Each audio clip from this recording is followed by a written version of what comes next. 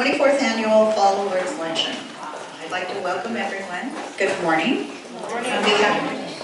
On behalf of the Acton Women's Club, my name is Gay Robbins and I'm the president.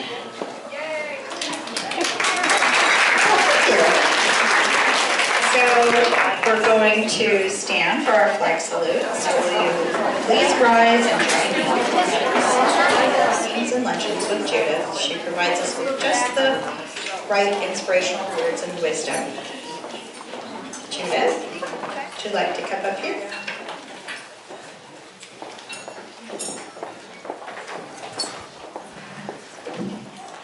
All right. Okay. Good morning. This is a day that the Lord has made. Let us rejoice and be glad in it. Here's a quote that I saw on a restaurant wall one time.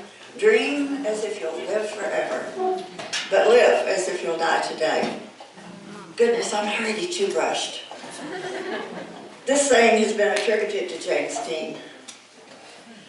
If you're anything like me and you thought that this was the last day of your life, I think you'd be going crazy like I would over all the things that you have to get organized, all the things you have to get done. Notes to your husband. You'll find the toilet paper behind the first closet door. You'll find the checkbook in that drawer. And don't forget to give the cat her daily medicines, and so on. And then special requests. Give this necklace, put a little note on it to our granddaughter. And Carl, our nephew, gets this book on Texas history. He'll like it. No, living the last day of your life is probably best left to chance. And to prayer, that we will be doing and saying the things that we should. And for the first part of the quote, dream as if you will live forever. Well, the women in this group are very good at long-term plans and long-term dreaming to help this community. So rejoice today and celebrate the year's accomplishments, the accomplishments of all of us. Let us pray. Father, we thank you for the inspirations you give to us as we go about serving our schools, our high school seniors, and the community. You give us all good gifts, and we praise your name. In Jesus' name, amen. Amen.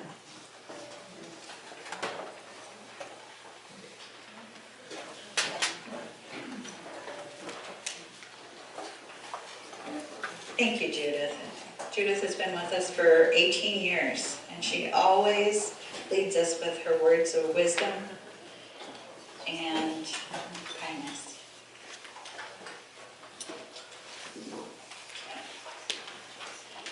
I'm so pleased that you all have joined us today. I see many familiar faces, and I see new faces. So if you're attending our luncheon for the first time, we welcome everyone. Thank you for coming, and we hope you enjoy it. I'd like to take a few moments to tell you about our Women's Club.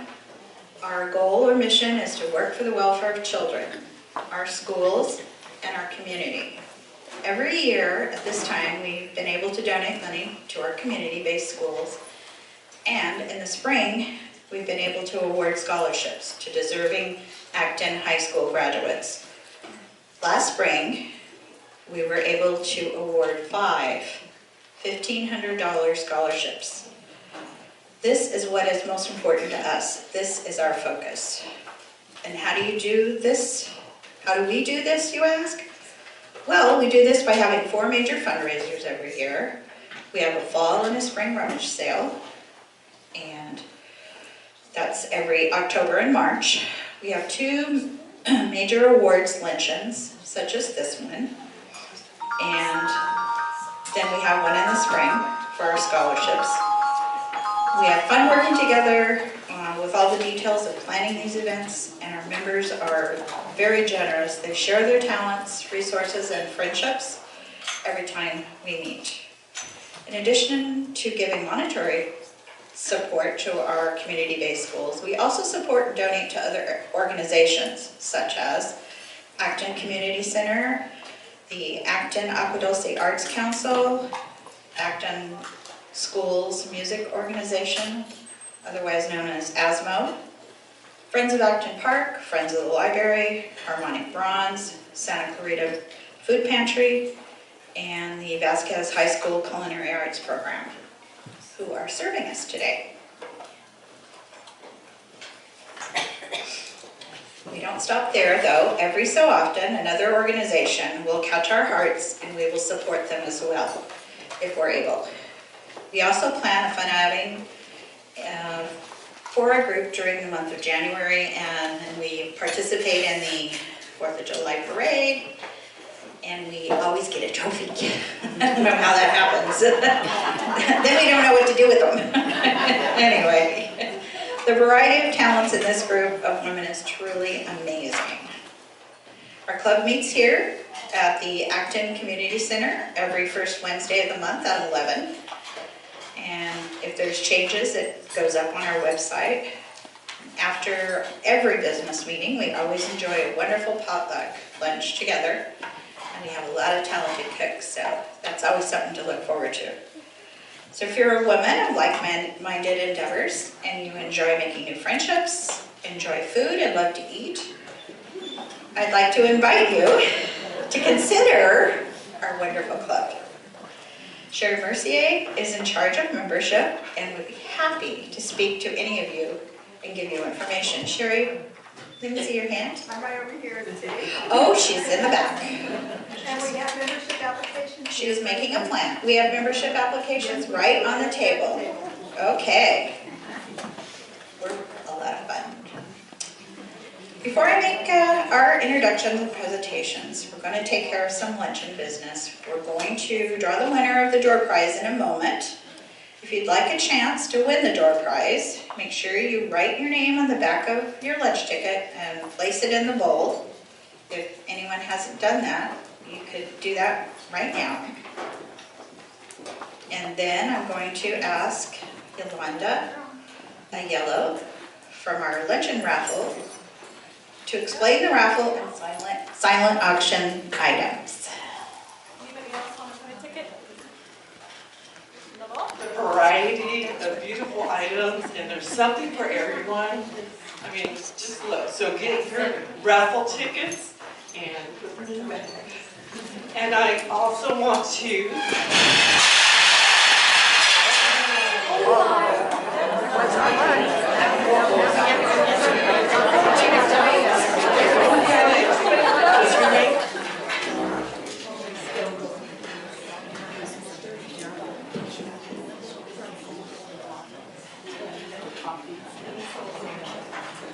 Lee Sola. Lee Sola, you here? Oh, hi, Lee. Back.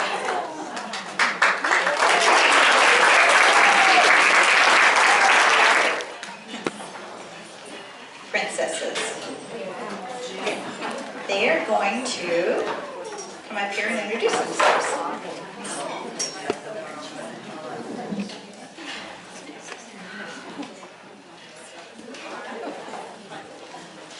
Hi, I'm Sienna Taxoni, Junior Miss Acton 2018.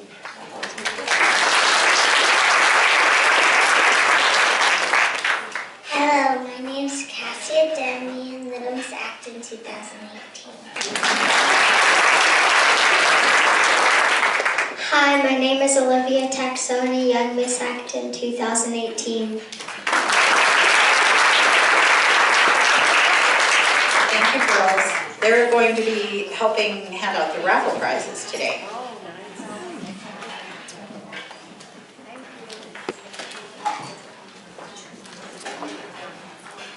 And remain standing as I call your name. Immediate past president is Yolanda Aiello. Vice president is Victoria Taylor. Treasurer, Joy DeLeo. Secretary is Marianne Foley. Marianne is on an extended vacation, lucky her. Our directors are Kathleen Larson, Charlene Houston, and Joyce Betts. The next group of ladies hold our chair positions, which is rummage sale chair is Tina Stable. Chaplain is Judith Fox. Membership is Sherry Mercier. Sunshine is Debbie Gatlin. Advertising is Kat Fandino. Historian and webmaster is Kathleen Larson. She does a lot. Publicity is Val DeCroll. Adopt a Highway is Barbara Peterson. Santa Clarita Valley Food Pantry Coordinator is Sherry Woodson. Social Director and Court Jester, Joyce Betts. Now will all active and associate members please stand.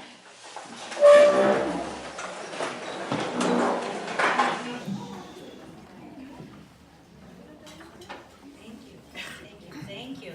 Oh my gosh, what a story. Amen. What a life, what a legacy.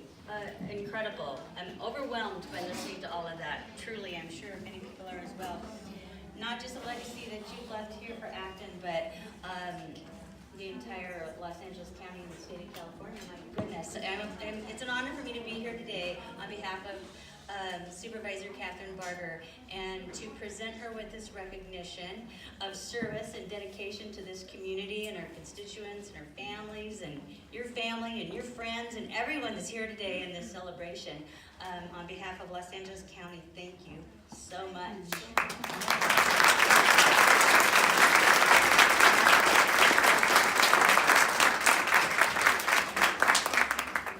I don't think there's any better place in the world that I could have grown up than here in Acton.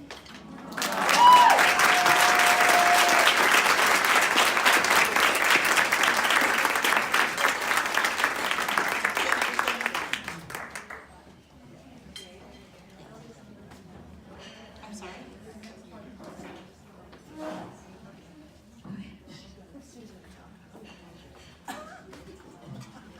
My name is Sue Weinberg. I've blown in from the Windy City to Hatcherby. And I had some notes, and Elizabeth has covered most of them. So at least we agree on some things. And she was actually a friend of my brother's, an older sibling. I have to add that. And of course, if you are a younger sibling, you know that you are jealous of everything that the older ones can do that you cannot do. And one of those things, at the time that Elizabeth and I were blessed to go to Acton School, there was just an Acton School and an Ottawa Dulce School, and we got to do a lot of things that children today don't get to do. We played in the dirt a lot. That was fun. Mud pies were good. But we had a big flagpole out on the grounds that we would swing on, and we had a slide that was huge, and things that children don't get to do today. But one of the major things that the older children were allowed to do was to form the color guard, and we would go out to the flagpole every morning. We would salute the flag, and we would sing. I'm sorry, that gets to me a lot. And we would sing either America or My Country 'Tis of Thee. I wish we were doing more of it today. I can only beg to talk about it. Like Elizabeth said, we attended the same church because there was only one church in town. There was a time when we had two churches, and one minister's name was Easter and the other name was Basket.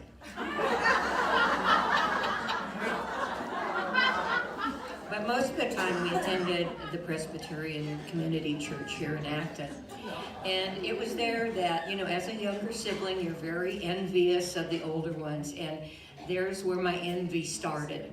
Because Elizabeth had this wonderful, beautiful blonde hair that her mother kept in these immaculate braids and fashioned them on the back of her neck. You probably could sit on it, I imagine. And the hair, not the braids. But anyway, and I just had this nasty brown color hair, you know, and short little pigtails all the time. And I was so envious of that. And at that time, we would have visiting people come to the Acton School. We had smallpox and diphtheria shots every year out here. And so you had to be very brave and not to cry during that time. And then also we had some photographers that would come each year to take our pictures. and they must have been about 150 years old, and I'm not adding their ages together. And they love to play with your hair and change it and fix it. So I'm the proud possessor of about 5 years of school pictures with frowns on my face. And I don't know where were you in that, but that always happened to me. Anyway, and we just had a blessed time at the school. It was the center of our activities, and the whole community gathered around the school. And we were very disappointed when the stage went away, and as of necessity needed to be. But I moved away, my family moved away from this community, and I returned as an adult and a young married woman with children, and that's when my real friendship with Elizabeth began, because we were interested in preserving all of these things and working for the community, working for the children. And so we were active together in the PTA and the PTO, whatever was necessary.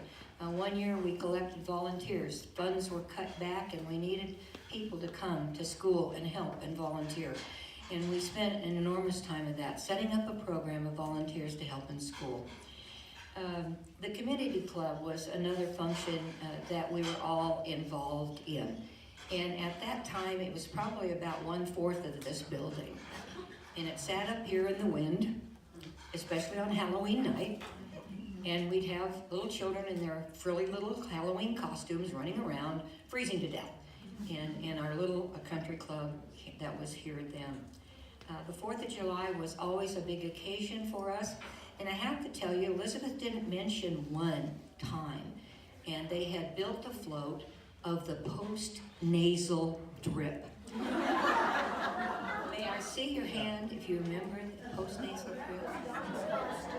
Dawn's costume. Cold is a different animal. I can't remember what the commercial was. It was quite a commercial on television, and of course they put it in the Acton parade, and no one recognized it. There was a very big problem. Ray and Elizabeth only had a black and white TV, so they didn't know that the post-nasal drip was pink. Anyway, those were excellent times, I want to tell you. Ray and Elizabeth dedicated themselves to their family, to this community, and to this nation. I'm proud to say I'm her friend. Good afternoon, everyone. My name is Charlene Gordon-Klein, and I was crowned Miss Acton in 1987. It's a little while ago, which was the year of Acton's great centennial celebration. It is my honor and privilege to tell you the story of our very first Miss Acton, our own Elizabeth Blum Billet.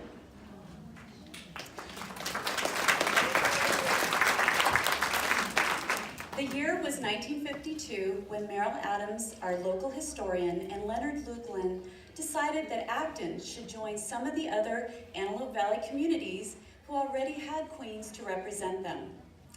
The first Miss Acton was chosen by utilizing a voting method. 3 coffee cans were placed in the local market, where for just 10 cents, community members could vote for their favorite contestant. The cans had a photo of each of the young women, that was Elizabeth Blum, Anne Shirley, and Carol Roth. Elizabeth won the crown, and the rest is history. Elizabeth's husband, Ray, was known to say that Elizabeth's mother often had lots of change. So maybe she could have stuffed those ballot boxes. And Elizabeth isn't quite sure where that coffee can money went after that voting either. Elizabeth, along with 12 other community queens, competed for the title of Miss Antelope Valley. The queens represented the communities of Rosamond to the north, Acton to the south, and all others in between. The participants were interviewed by a panel of judges. Elizabeth recalls that the movie star Dale Robertson was one of the judges. And those of you of a certain age will remember who that handsome guy is. The young ladies were treated to a nice meal and a dance, and of course, Ray was Elizabeth's escort. Elizabeth and the other community queens' main function was to act as goodwill ambassadors throughout the Antelope Valley Fair. Their duties included riding in the Antelope Valley Fair Parade, which is what kicks off the beginning of all fair activities. They also attended the fair each day, mingling with those that are attending, and they had to be present for all grandstand events. At that time, the fair only lasted 4 days. Along with the other queens, Elizabeth wore the same beautiful sundress every day of the fair. Each night she went home, washed it, hung it up, ironed it if necessary, just to be ready for the next day. Elizabeth then added a net overskirt for those evening activities. There are probably not too many of our local communities who can say that their very first community queen still lives in their town. Aren't we very lucky to have this lovely lady with us here today? You're generous with your time, talents, and friendship. Thank you for all your dedication, ladies. Okay, introduction of our honorary and lifetime members. There are very special members whom our club has bestowed honorary and lifetime membership status. Due to the extraordinary efforts these ladies have given to our community and club, we wish to give them a special recognition and status within the club. Will you please stand as I call your name? Sandy Madsen, Tina Steigel, Kathleen Larson, and our very own honorary member is Margaret Bonder.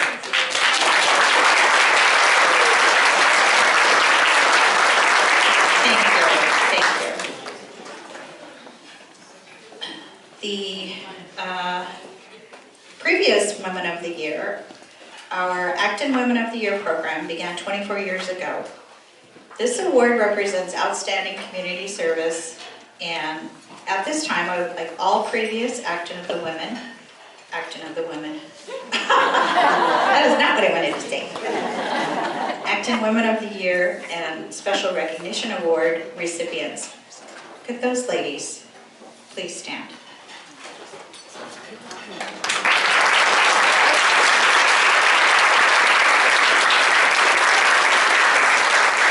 Thank you, everyone, for all your countless hours of dedication to our beloved Acton community. No, many of you are still involved. Thank you. We have some honored guests today, and I'd like to introduce them. Donna Termeer is the Field Deputy Supervisor for Kathy Barker. And she can't get up. She's this cute little redhead here in front. Okay. We have school board members, Ken Falscraft and his lovely wife. I can't stand up either. And we have Mike Fox. Then we have Tom Caston, who is a member of the town council here. Thank you for joining us today. Now it's time for our door prize. I know each of you would like to win, so we're going to have some fun and draw the door prize winner. We did the door. Oh no, my card is out of sync. Good. Thank you. Wow. All right. Now I'm going to introduce our LA, not our LA. I'm going to introduce our principals and our distinguished AADUSD administration. Okay. To all distinguished guests here with us who represent many other organizations in Acton and our sister city of Acton, of Agua Dulce, we acknowledge you and thank you for joining us. So at this time, I'd like to introduce the Acton Agua Dulce Unified School District personnel. First, I would like to introduce Dr. Lawrence King. He is our superintendent principal. He's our superintendent. And then the principal of Vasquez High School is Dan Andrus. Principal of High Desert is Giselle Weiss. Principal of Meadowlark Elementary is Tess Toledo. Principal of I-Lead Charter School in Aquadoce is she here? Nisha Pattison.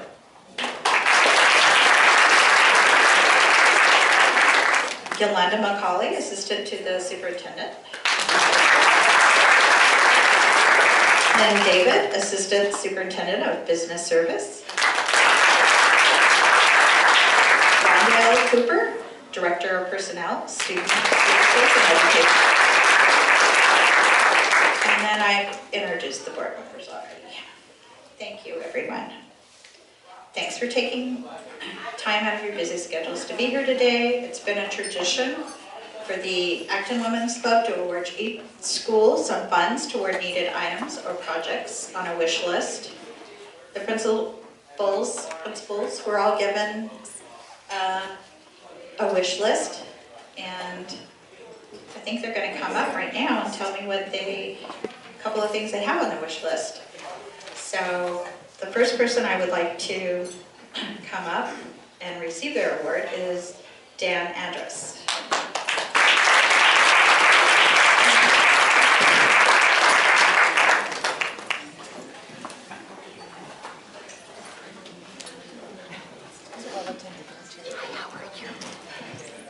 I'll squat down here. I think you can hear me. First of all, thank you for hosting us today and for the great work that the Women's Club does here in Acton, especially because it benefits our young people so much. In a moment, if you haven't seen them already, you'll see some of the high school culinary arts students are in the kitchen getting lunch ready and hopefully have their clean white shirts on still to be able to serve us. One of the things that we're doing at Vasquez is working to open up opportunities for students for whom perhaps the traditional four-year college is not what they're aiming for. And so our culinary program, as well as our broadcasting program and some other programs in that career technical education area, we're working to get articulated with junior colleges so that when students complete their high school class at Vasquez, they will also generate a college transcript with college credits for those same courses. And so the donation that you're making to the high school, we're hoping to be able to use to update some equipment and curriculum so that the community colleges will recognize our classes at Vasquez High School as college quality and award credit for them. So really appreciate what you're doing for our young people, helping us open up some new opportunities for them. Thank you.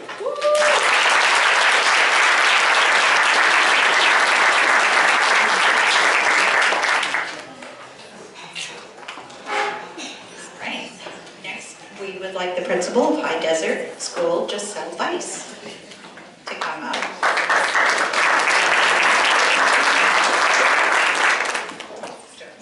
It's always hard to follow Dan. He's so eloquent. You're here like, oh, I have my notes, and Dan just comes up and does an incredible job. So it is an honor to be here. It's an honor to continue the tradition, and we humbly accept the donation. So in thinking about what would be best for our students, at High Desert we're actively implementing a ton of programs and a ton of outreach for kids. We have our athletic program, which we just started. We have our bells, we have dancing feet, and also in taking the next step with our new district's vision is positive behaviors and really supporting a positive culture.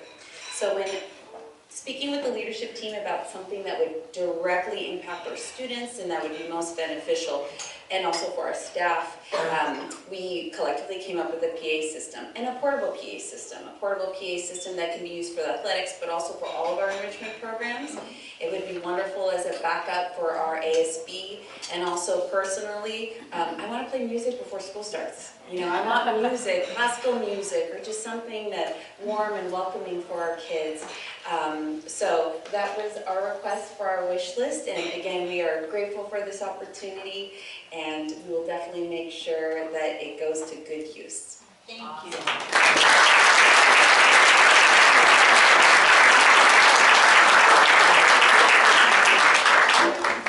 All right.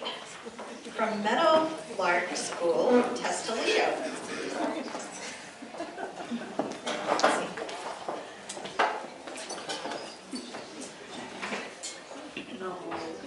Hi everyone, thank you so much for having me. It really is an honor to be here with all of you. When I walked in, I was told that our Meadowlark's founding principal, Mrs. Gonder, was here. So she was in the middle of a conversation. And I was so starstruck. I was just kind of hovering around, felt a little bit like I was stalking her until she was able to have a moment to meet me. So it is an honor to meet you. You have you left a great legacy at that school. It's a wonderful school. Our plan for the donation is we had just finished the Great Shakeout, and we saw that we were in need of a few items. So we're looking to replace some of our disaster bin items, purchase a new disaster bins actually for the classrooms, and get some supplies that are really needed for our classrooms to support our kids. Thank you all. Thank you. It is an honor to be here to see so many people who are working towards positive change and positive just attitudes towards students, school, community. It's a wonderful place to be, and I want to say thank you. I especially want to say thank you for your donations and also your support. It means a lot to us at the district office. There are a lot of us who are new to the community, and we really want to do what's best for the children and for the families in this community, and we appreciate it. Thank you.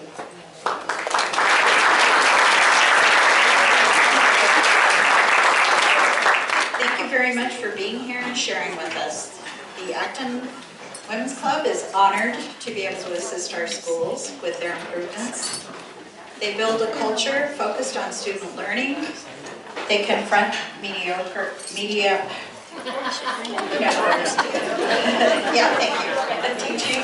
They invite, they inspire, and they support families and students and school staff in ways that lead to improvement. We appreciate you and our teachers for the work we do each day for our children. Okay, I want to explain real quick while lunch is being served. If you look on the table, you'll see an envelope, and it's it's next to the centerpieces. And if you would like to get one of these centerpieces, we're going to do a raffle.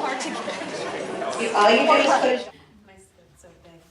Hey y'all, my name is Jacqueline Scorridge, and I was Miss Acton 2002. I was fortunate enough to reign in the 50th anniversary.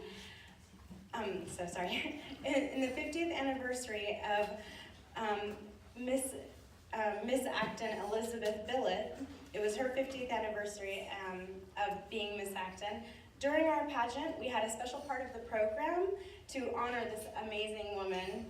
We presented her with a scepter, a crown, a new sash, a trophy, and a specially designed commemorative Miss Acton doll, which you guys can see. It's all in the back over by the wine table. Grab your refill.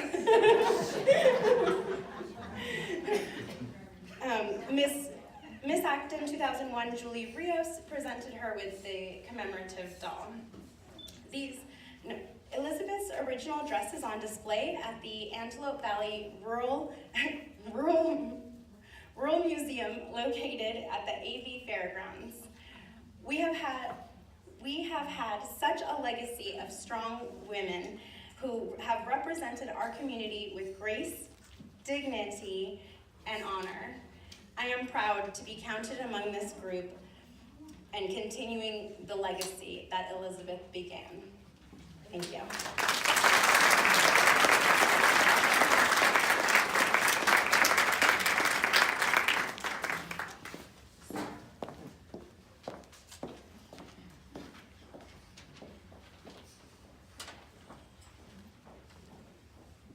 I wasn't nervous until just now.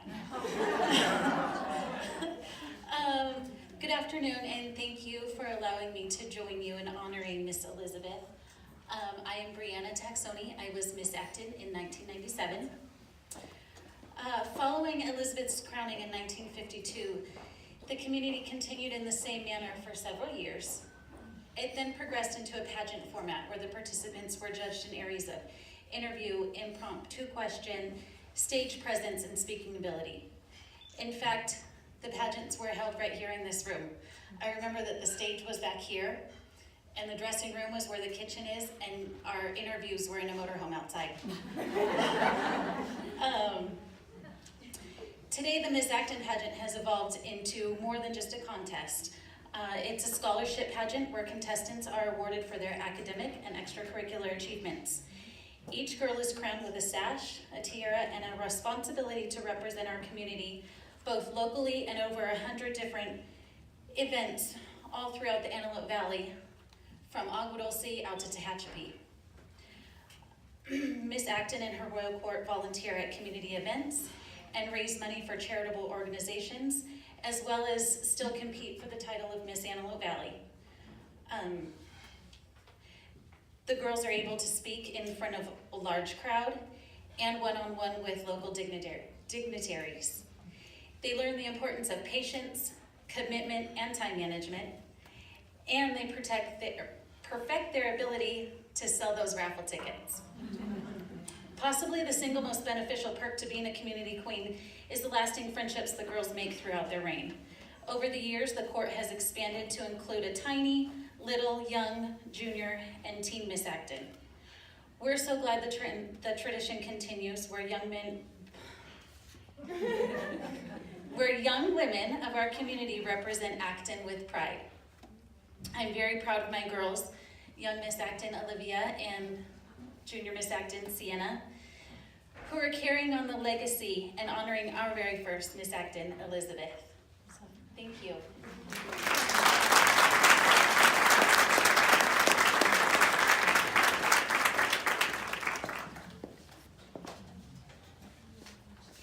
We have something, but before we do that, some of you may know this gentleman. His name is Norm Hicklin, and he was formerly, what?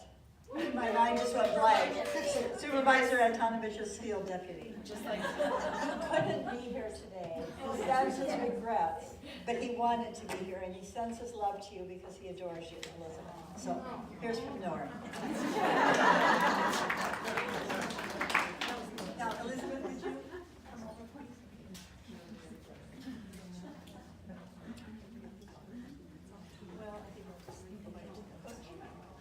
We just have a small gift to give you today.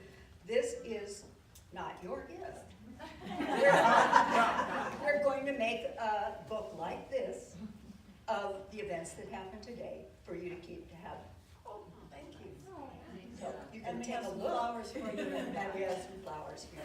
Thank you very much. It's really great to be honored this way. I don't think I deserved it, but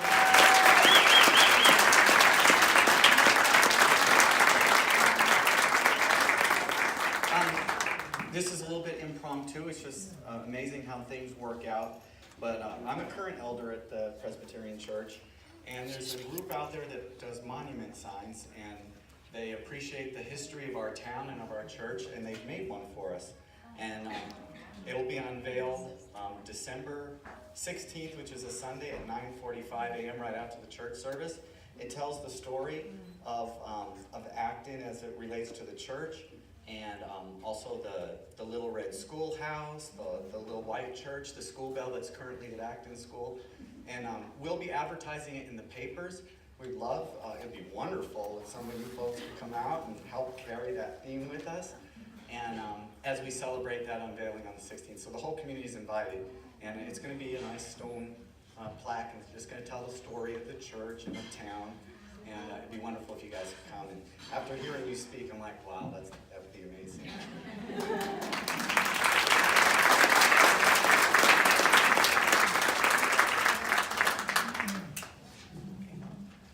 That was a wonderful program. Thank you, Sandy Matson. Thank you, thank you to our ladies that were Miss Acton, and thank you, Elizabeth.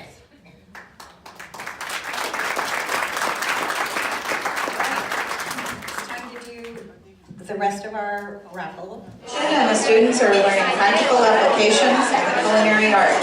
These students are also serving your meal today. So if you will, please notice the tip jars on the table and remember your servers today, just as you would in any fine restaurant. Your gratuity goes directly to the culinary arts program and benefits all the students. Enjoy your meal. Enjoy the rest of your meal. And peach melba was a dessert that was created by Escoffier, which was our famous chef in the late 1800s. He created it for an opera singer named Nellie Melba. And that was kind of the thing, to create a dish was to be famous then. So it was created by, with a scoop of ice cream, usually a peach half, and raspberry puree. So we couldn't quite accomplish the peach halves, but thanks to Chris and Norma Ziegler at the new Blue Ranch, they gave us 2 lugs of peaches, which our food committee sliced and froze, so that we could have this dessert today. So I hope you enjoy it. Women of the Year Award has been a tradition of the Acton Women's Club since 1995, with the exception of 2 years, which was 2014 and 15, when they awarded a special recognition award to an outstanding community member. This year, we're awarding a special recognition to a lifetime member of our community. I'm pleased and honored to announce that Mrs. Elizabeth Blum Billet will receive our award today. I'd like to introduce her. She would just stand up.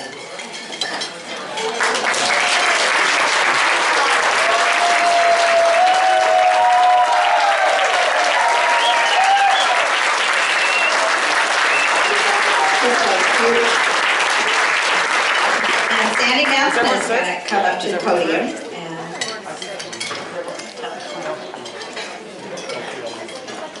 It is my pleasure to introduce our guest of honor, Elizabeth Blum Billet, who is truly an extraordinary woman. Born and raised in Acton on the ranch her grandparents homesteaded, she learned all sorts of ranching and household skills at an early age. She attended school in Acton, then high school in Palmdale, where she met the love of her life, Ray Billet, whose ancestors also homesteaded in the Antelope Valley. They married and were life partners, business partners, parents, and community supporters for the next 62 years. Their family includes 3 children, 11 grandchildren, and 5 great-grandchildren. And though Ray passed away in 2016 and is no longer with us, we're pretty sure we feel his presence here today. Elizabeth played the piano at the Presbyterian Church on Crown Valley, taught Sunday school and Bible school, was involved with the Acton PTO, Acton School PTO, and held every office there except president. Together with Ray, ran the ranch, promoted their peaches, pears, and lilacs, and were visited by customers from all over Southern and Northern California and perhaps parts beyond. Elizabeth and Ray were involved in the Acton community, with Ray on the school board, president of this very community center, with Elizabeth serving as secretary, and the Acton Town Council from 1995 to 2016.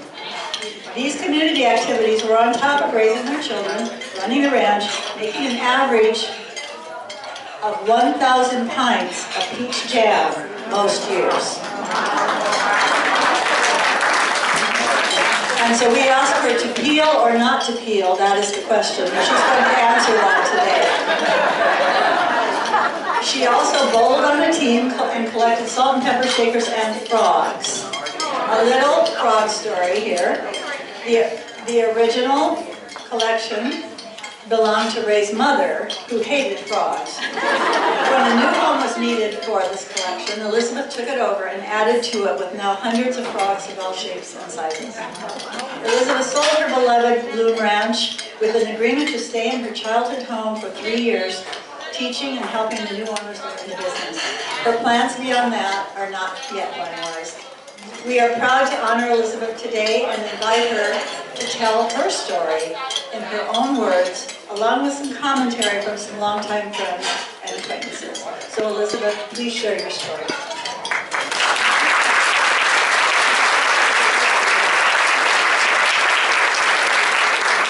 Thank you. She told enough, I really don't need to.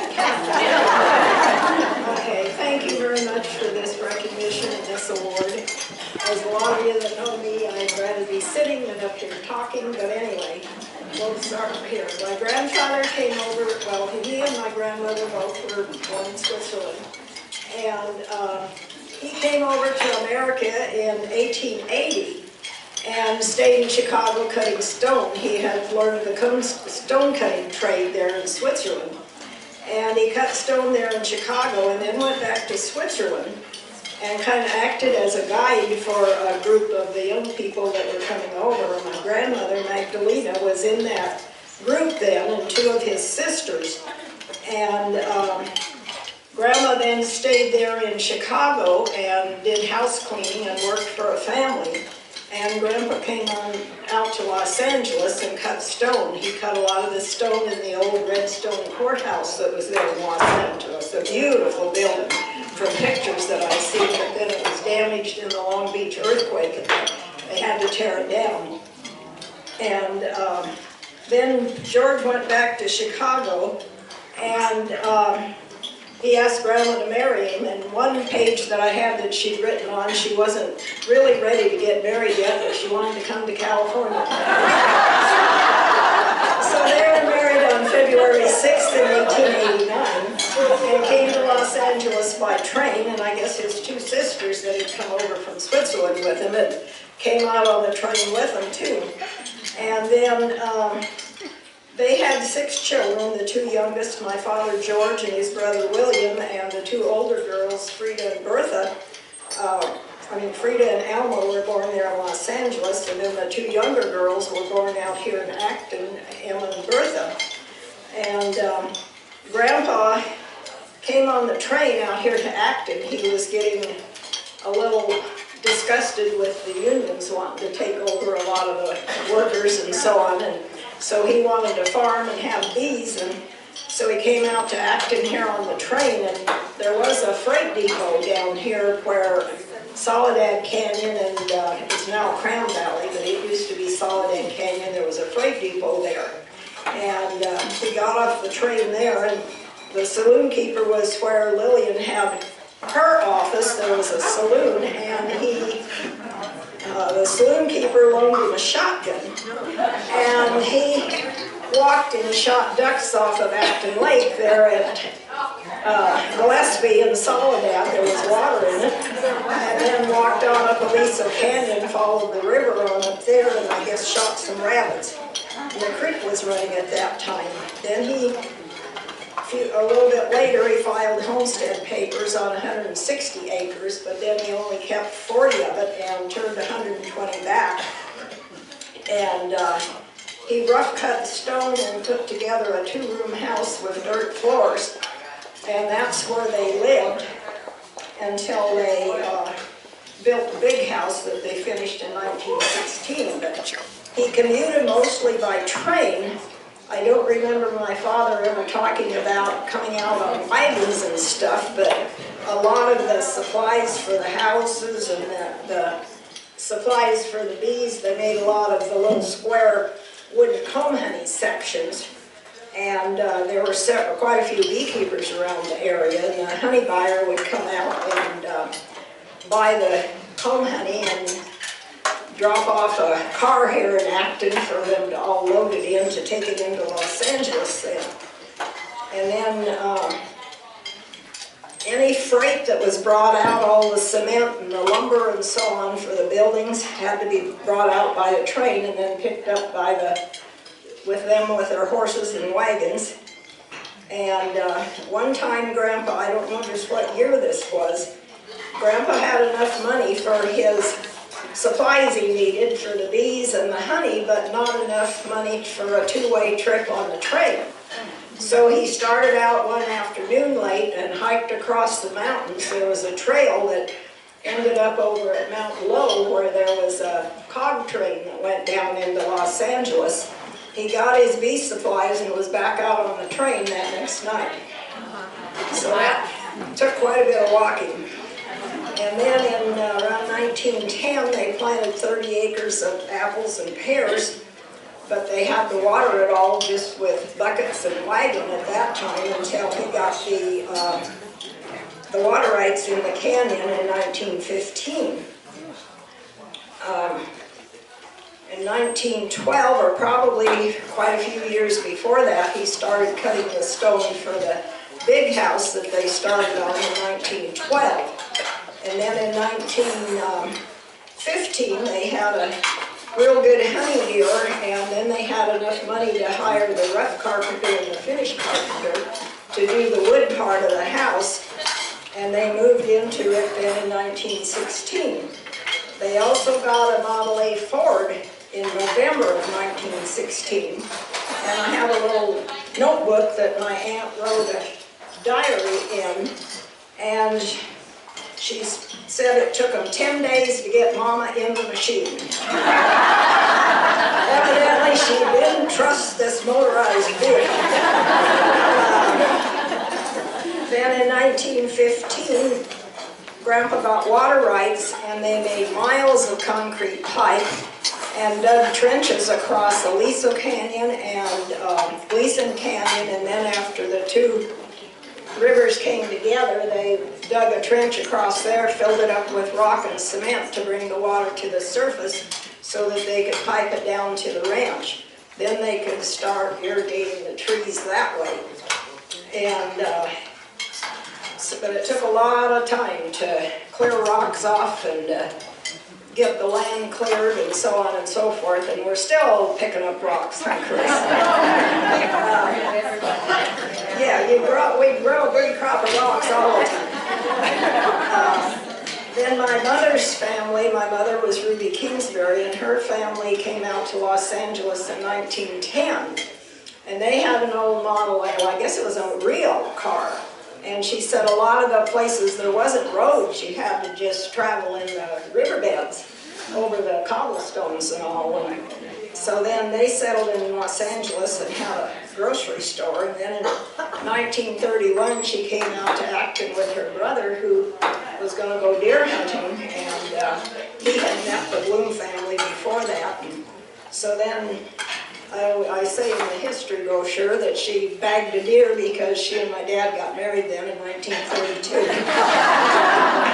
So I have one brother, he was born in 1933, and I was born in 1935.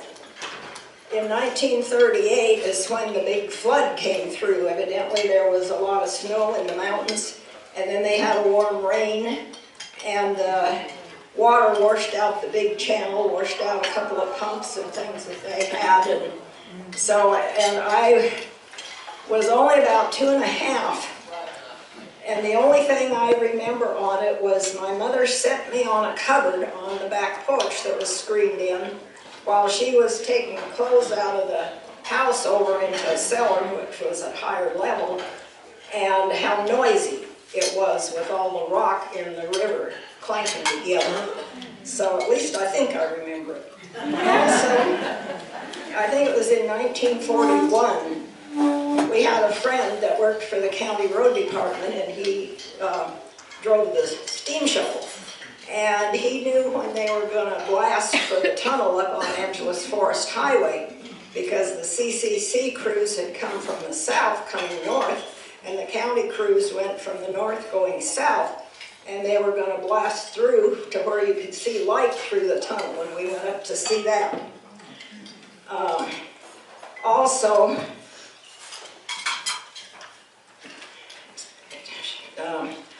Sandy wanted me to talk about some of my chores. As I was growing up, we always had chores to do. We had chicken, pig, cows for milk, and to butcher, and we churned butter too. And I remember sitting on the floor turning the crank on the churn. And They still used workhorses until about 1950 when they finally switched everything over so they could hook it up to a tractor. My dad never learned how to drive the tractor, but my uncle did. And I had to help extract honey. The frames of honey were about so long and so deep, and you had to cut the wax off of both sides of it and then put it down in this extractor, we called it, that had baskets. Then you had to turn a crank to get it spinning, to spin the honey out. And I had to stand on a box because I wasn't tall enough to reach the crank otherwise. So that took a lot of work every summer. And I also had to help my mother with the housework and butchering chickens and canning vegetables and fruit and so on. I started Acton School in 1940, and but there wasn't any kindergarten, you just started in first grade.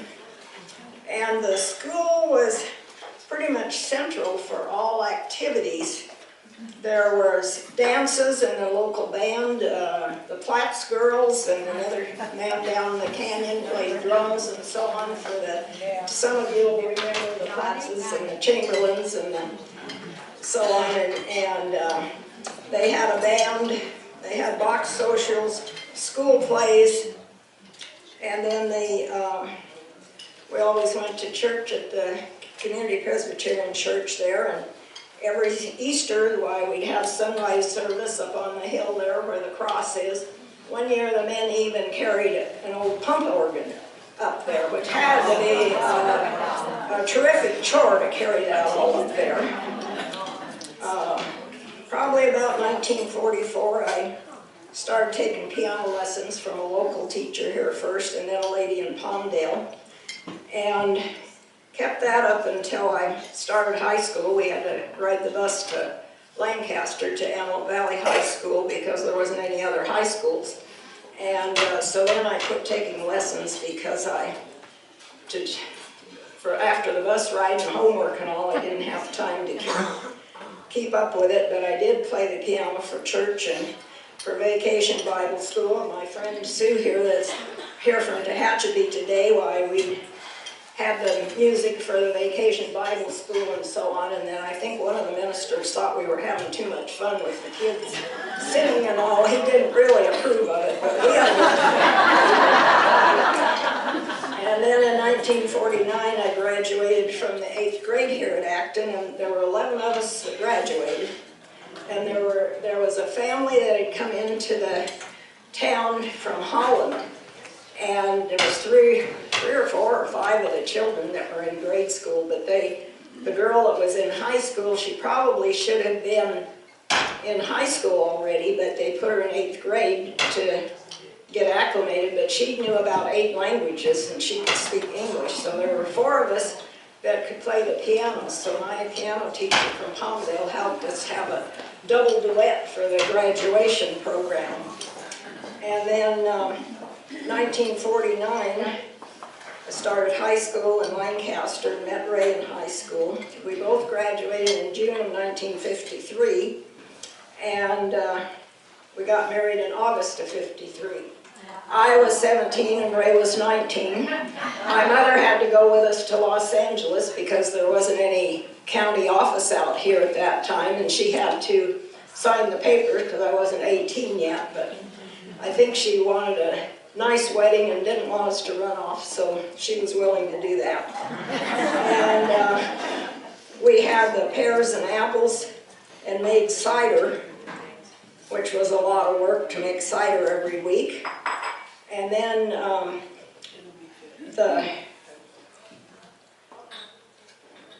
the pears got fire blights so bad, and the peaches were getting a disease, and so we took most of the apples out. I think I said peaches, not peaches, apples.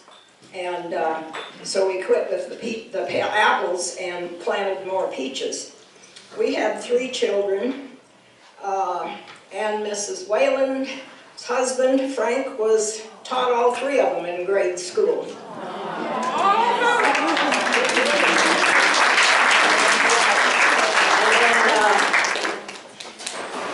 They all went to Palmdale High School. other two were in 4-H and FFA and had animals for the fair and so on. And Ray liked to hunt deer here locally, and which we'd always eat with a lot of our winter meat supply. And then from 1960 to 74, we traveled to Idaho every year so he could go elk hunting. So that helped greatly with the meat supply. And then in 1963, Acton had its first 4th of July parade. Lee Hare started the parade, and it went from the railroad tracks to the school. And then we had games and a picnic lunch and so on there. Our youngest son was 2 months old, so I had him on my lap in the car that pulled the trailer. And then, see if I can get my notes straight here. Then it was a great nephew to an aunt of mine by marriage, had worked for us for several summers, and then he lived with us starting in December of 1963 until he joined the Army in November. And so his 6 children are grandkids to us too now, but most of them live in Arizona. And then in about 1970 to 76, Ray was president and I was the secretary of the community club here. We had potluck suppers and to try to start raising money to make the building larger and so on. And we never did reach the goal of doing that, but anyway, we were always able to get a lot of community support and have committees for the game booths or the parade, and Leo Riley had a gymkhana down here in the arena. And then we changed the parade. I forget if we still started there. Anyway, we ended up here at the clubhouse so that we could get a beer license and be able to sell beer to try to make more money for the community club. I remember having lots of help, and we got to some of the meat and things ahead of time, made 300 tacos and 200 hot dogs for that. And I was always able to get enough people to help with it. If somebody could work an hour and a half or 2 hours here or there or so on, we seemed to always be able to get enough help. And then we always had the community always had a Halloween party here at the clubhouse, and we'd collect the candy and make the candy baskets and costume contests and games. And then when the children started to school, I was involved in the PTA and then the PTO, and Sue Laurenberg was involved in a lot of that too. And I forget what year it was, we changed it from PTA to PTO so we could keep all the funds here in the community and for our schools and not have to send a lot of it off to the national organization. In 1958 till about 1978, we would buy about 25 to 35,000 tulip bulbs and plant them each fall. And Mary Ann Habiger here and her husband used to help us plant them, and you, on your hands and knees all day planting that many tulip bulbs, you were kind of sore by the end of the day. We got them planted in one day. And then when they bloomed in the springtime, it was lots of fun to pick about 100 dozen tulips each day. No wonder I had some back problems there. And our children all had to help with flowers. We had the 3 acres of lilac too, and sold them, and they had to change sprinkler pipe and work with the fruit and so on. And then Ray was on the school board between 1975 and 81, and I'd go with him when they had school board conventions, pay my own way.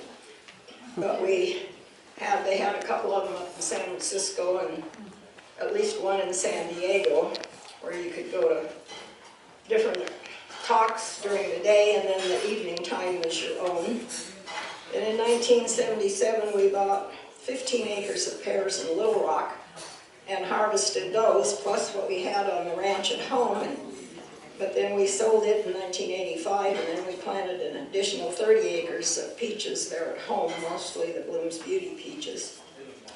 And most of the years were pretty good, except when we'd have a drought and have 3 or 4 years and not much rain, and then we'd have to let some of the older trees die trying to have enough water to irrigate the rest of them.